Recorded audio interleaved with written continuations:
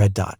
Jura is a very small light-emitting diode in the bottom of the site that shines a small dot up at your curved mirror that is reflected back to you. Since it is only G's tiny fraction of light that is reflected, it appears to be clear glass from your perspective. He was quiet for a time before saying, "Oh, I get it. Funny, I thought it would involve lasers or something, but it is just a funny mirror. How do you treat a piece of glass so that only a certain part of the light spectrum is reflected?"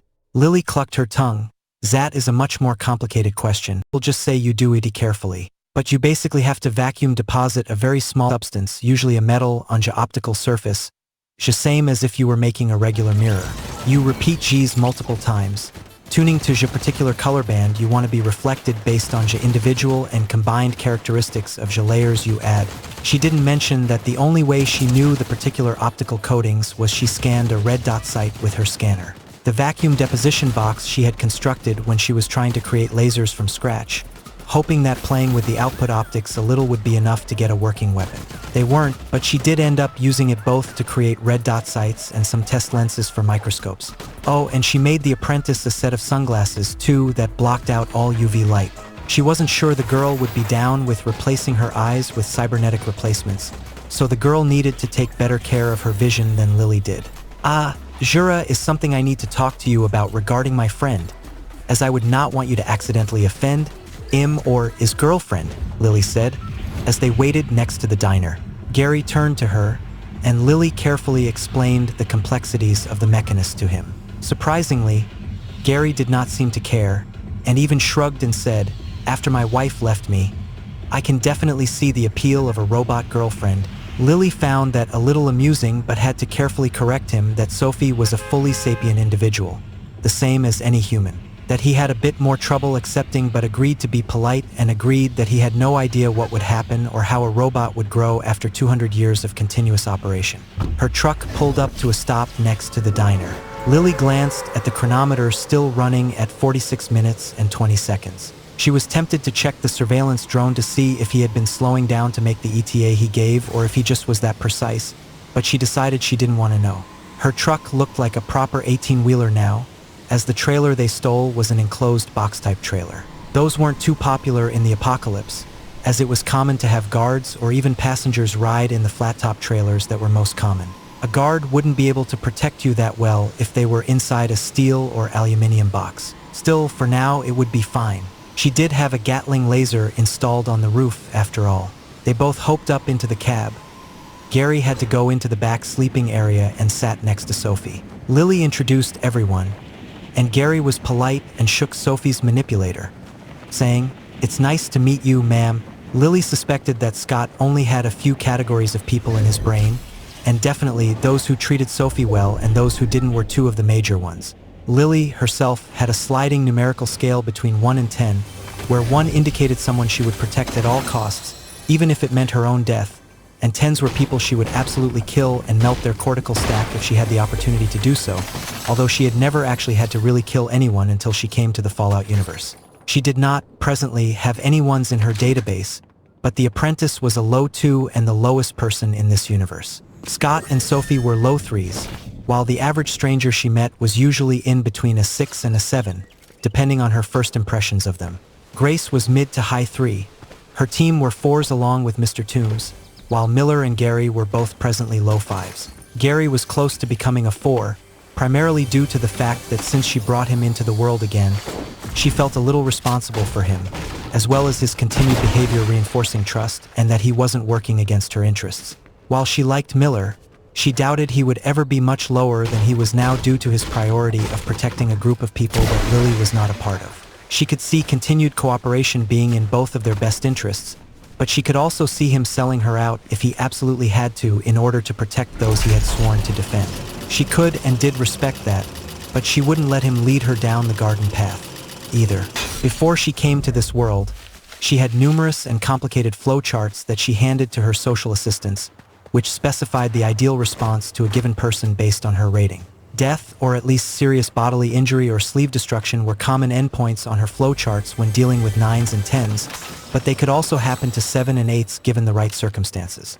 Now, however, she was doing a lot more contemporaneous speaking and deciding her reactions on the fly, even if the reactions weren't always the best, which would have caused her incredible distress before. Everyone got out when Scott brought the truck to a stop, and he went to the rear and opened up the trailer to let out both her robots and the ones he brought with him. In addition to Sophie, he brought Matilda, the Mr. Gutsy, and 6 Protectrons, whom Sophie was now controlling effortlessly. Inside the back of the truck were a single robot charging station and her small generator and fabricator. That was a good idea. In fact, if she hadn't already sat in one of Scott's robot charging stations last night, she might have done so now, as continual usage of her brain computer had dropped its charge to below 50%. But she didn't want to give Gary the correct idea about her just yet. Well. If it ain't the staff puke, exclaimed the Mr. Gutsy. He floated around to take a look at Gary.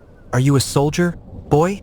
Gary smirked. Fuck no, I ain't. You're looking at Chief Petty Officer Gary Kaminsky, NIN 917-2781-5551. You rusty bucket of bolts. He paused and then said, retired, of course. The Mr. Gutsy stiffened his plasma gun and laser manipulators, going to attention, sorry, Chief, say. When's the next Army-Navy game so I can see you swabbies beaten like a drum? Gary chuckled. When you find out, you tell me. I definitely show up to watch in person this year. Matilda then circled him also and purred out, well. What do we have here? Lily kicked her, which got her to chuckle. Matilda was a lot more sapient than the Mr. Gutsy was, but she liked sandbagging and pretending she was just a regular bot a lot of the time. Lily didn't know why, though. That reminded Lily, oh, Matilda, I have a design for your replacement head. It won't be your normal laser cannon you're used to, but at least you'll fire lasers out of your eyes again, yeah. She looked interested. I've definitely missed that. But these sword arms are really nice too. Alright, we have 2 main objectives with this trip. The first is to acquire a number of machine tools. These should be near the factory assembly line, as some of the parts were machined individually. The second objective is to acquire as many operable or reparable fission motors as we can cart away, began the mechanist after everyone settled down. He was just rehashing what everyone already knew, which was a good idea on an op like this, so she and Gary both nodded. Lily also didn't mind letting the mechanist take command of the operation, since he had a lot more experience looting dangerous places than she did, including at least 1 trip to this very site. He continued, Objective 2 causes the tactics to change, as the last time I saw a bunch of General Atomics crates was very near the Ant Queen. So we will have to take her out, which means we will have to take all the ants out. So instead of a simple looting operation, this is a sweep and clear, after which we can loot in peace. Questions? Gary raised his hand. I've seen one of the worker ants, but Dr. St. Clair implied that was the weakest of the bunch. What other types are there? And how will we kill the queen if it is as big as a truck? Scott briefly explained each type of ant, from the worker to the warrior to the elite guard near the queen. As for the queen, it isn't very mobile, so no doubt it has some sort of ranged attack like spitting acid of some such thing. A massed laser attack would probably work, but we have 2 additional weapons. One of Lily's Termitrons jumped out of the truck, carrying the large minigun she had stolen from that lady on the bridge. This robot will be our heavy weapons specialist. We have about 500 rounds of armor piercing, which should work. The second weapon is the integrated electrical attack Lily built into her robots. At high-intensity discharge, continual attacks will likely electrocute even the queen. Questions? Gary shook his head. None. All right, we'll breach this end and work systematically, eliminating all arthropods in sight, the mechanist said, smiling. Our first strategy will involve setting a kill box at the entrance. If we can kill 1 ant there, it will release distress pheromones, which should cause a swarm into our prepared ambush. I suspect we can eliminate more than half of the total number of ants this way. Lily allowed Sophie to control her robots, as the robot girl seemed better at it than she did. She certainly had better multitasking ability than Lily herself did. Lily felt it was a little weird to only have herself and her rifle to be responsible for again. She grinned as they, as a group, walked into the first large room of the factory. It was time to get an ant genocide achievement, lobster brunch. There were a couple of small worker ants that stupidly tried to attack the group the moment they walked inside, but Matilda just kept kicking them out of the way gently until everyone got set up. Lily handed Gary a couple more energy cells for his rifle, which he accepted gratefully. Once everyone was set up in a rough semicircle, Lily glanced at Scott. who nodded at her. Although he was in command, he had already mentioned that Matilda seemed to like Lily better than him, so she shrugged and yelled, "Matilda, go ahead." If the assaultron could grin, she would have. Instead, she seemed to vibrate with excitement as two short swords popped out of her hands. She spun, decapitating each ant in a showy flourish. Gary gaped. Whoa, that's not standard equipment for marine assaultrons. That's for sure. Okay, they will start swarming soon. Matilda will melee with them, so please try to avoid shooting her in the back if you can, the mechanist said, readying his custom laser pistol. All 6 Protectrons spoke out, "Roger, Roger," which actually did nothing to make Lily, or Matilda for that matter, feel better about their accuracy. The skittering sound of dozens, maybe hundreds of pissed-off ants actually made Lily a little afraid.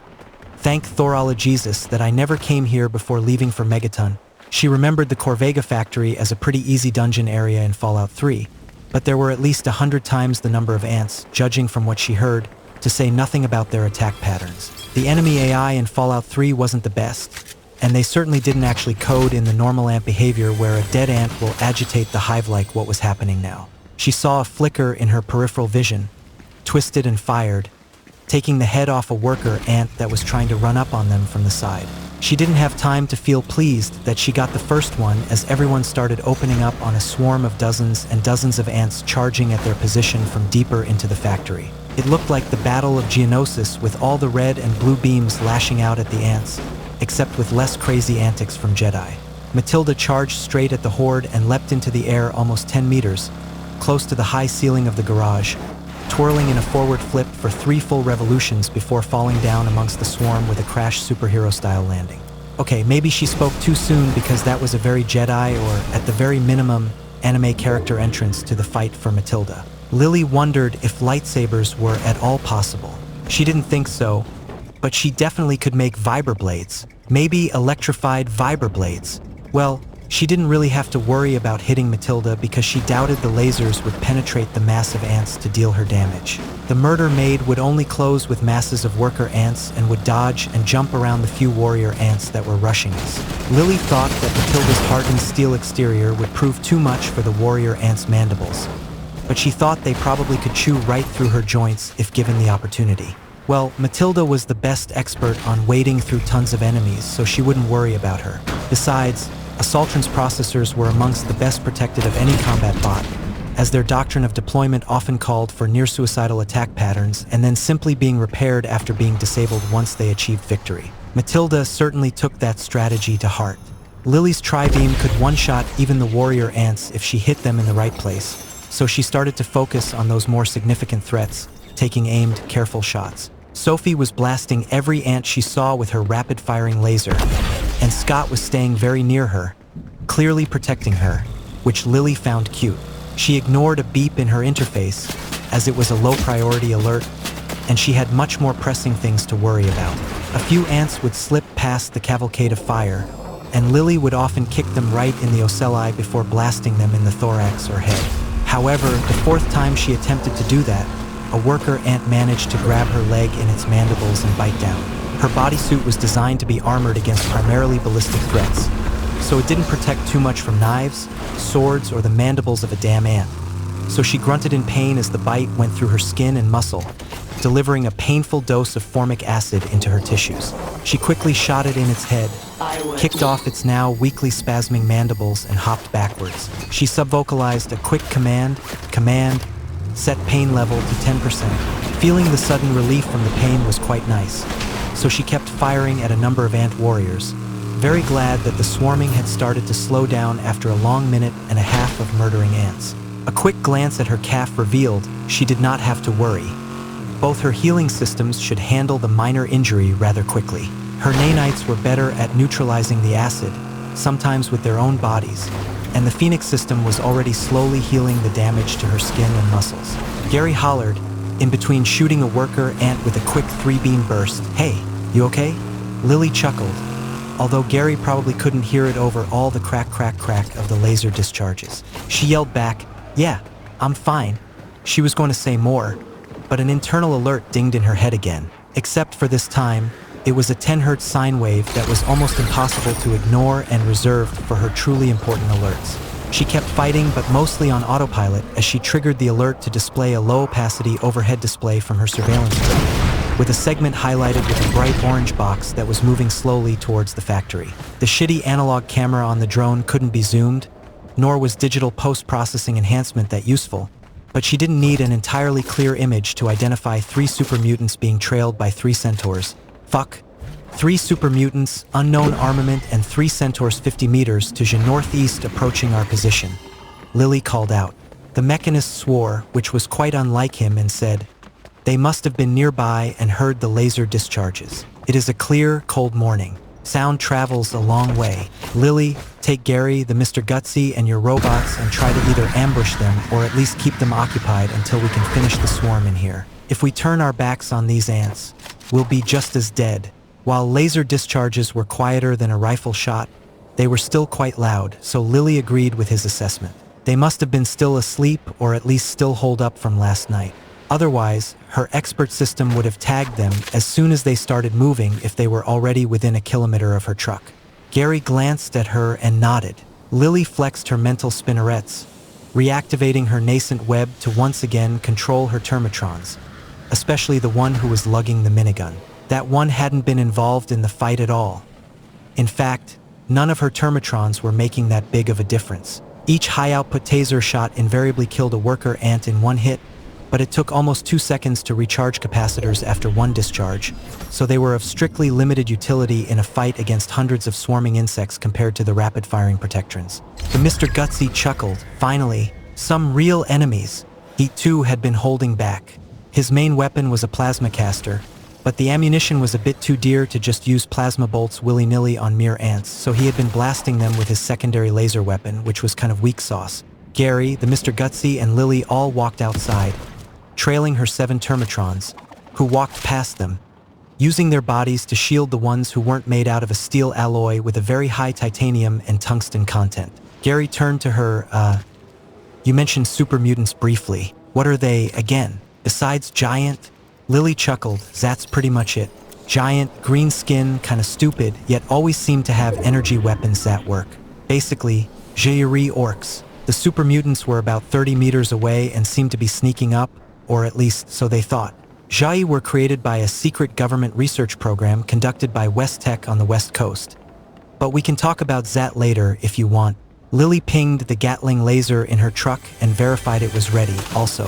But she didn't traverse the gun, as super mutants might be quite stupid, but everything she had discovered about them indicated they had uncanny tactical instincts, and they would immediately attack her truck if they saw that. She'd have to give them something else to shoot at first.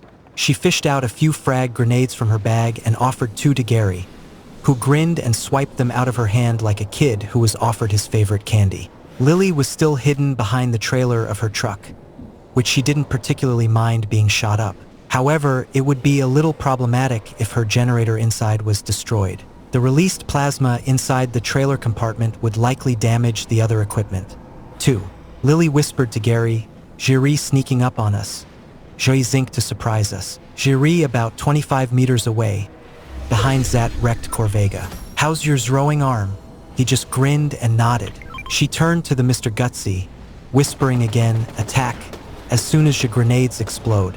The other robots will follow your lead." For once, he didn't say anything, but he bobbed his levitation in a nod, at least aware of the tactical advantage of surprise.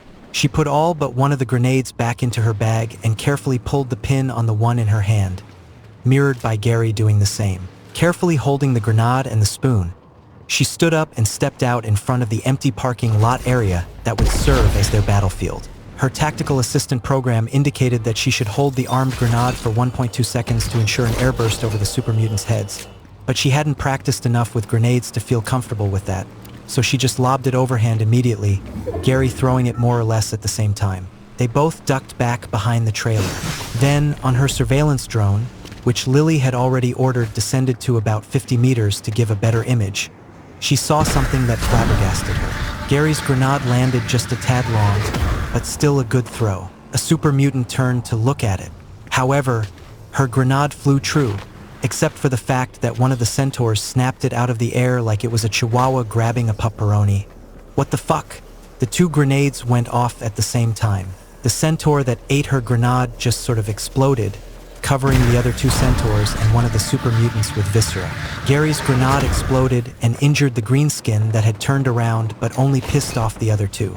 The Mr. Gutsy immediately began firing plasma packets at the vehicle the mutants were hiding behind, followed by blue lightning beams from the Termitrons. The two uninjured super mutants yelled a battle cry to psych themselves up and leapt from cover, and just started running at them and their robots. Both Gary and Lily stepped out of concealment behind the trailer. Lily had her tri-beam shouldered, but Gary was tossing another grenade in the path of the charging mutants. He sort of flubbed the second throw, as the explosion barely tagged one of the mutants with some shrapnel and didn't appreciably slow them down. However, the masked lightning beams and two plasma bolts from Mr. Gutsy put the mutant on the ground, although it wasn't dead and was slowly rising to its feet again. She stared at it in wonder, amazing, as Gary shouldered his laser rifle and the others shifted targets to the second mutant, who started firing green plasma bolts from the hip while running from a plasma rifle.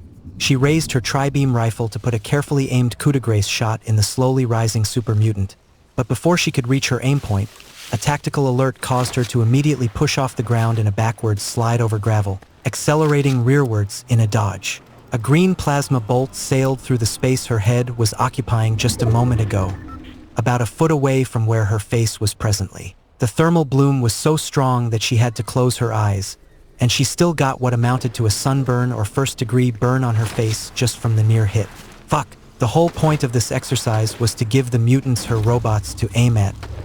Why were they targeting her? A plasma bolt to the face was one of the few things that would probably kill her for sure in this world, as the plasma could easily navigate around the 90-degree turns in her ocular cavity and into her brain, melting it beyond all saving. Perhaps she should return to wearing visored helmets, but with extreme heat-resistant treatments. She immediately triggered both the truck-mounted Gatling laser as well as the heavy weapon Termitron, not even spending the half-second to designate a target, just letting her expert system designate the most dangerous target. It selected, unsurprisingly, the mutant that proved very accurate with its plasma rifle. Before targeting her, it had already disabled one of her Termitrons by melting one of its knees, locking that leg in place, and causing the robot to fall over. A hail of lasers, electro beams, armor-piercing bullets, and plasma all hit the mutant almost simultaneously, and there was no surviving that. It was chewed up, the Gatling laser and minigun doing the most damage and punching numerous holes straight through its torso until it fell over sideways, dead as a doornail. The first mutant had regained his feet and managed to get 2 shots off before meeting a similar fate. And she heard Gary yell, pissed off, "He fucking shot me in the foot." And the second shot, using a tri-beam like her, hit the Mr. Gutsy in the frame and must have scored a critical hit because the floating robot shut down and fell to the asphalt like a sack of potatoes. She drilled the mutie in the head with 3 blue laser beams at the same time he was perforated by both of the Gatling weapons. She was tempted to tell the minigun-wielding Termitron to hold back, but these fucks seemed to be ridiculously accurate and dangerous. She took careful steps towards the last mutant, who was walking from the wrecked car with the 2 centaurs. She was walking behind one of her Termitrons, using its body to shield herself from the plasma fire this third mutant was firing sporadically, 2 plasma rifles. Really? However, Gary's grenade must have damaged the mutant's eyes because it was inaccurate with its fire. A glob of acid from one of the 2 living centaurs splashed against the Termitron's chassis she was walking behind, and she shifted targets to them as the last mutant was riddled with lasers and AP rounds.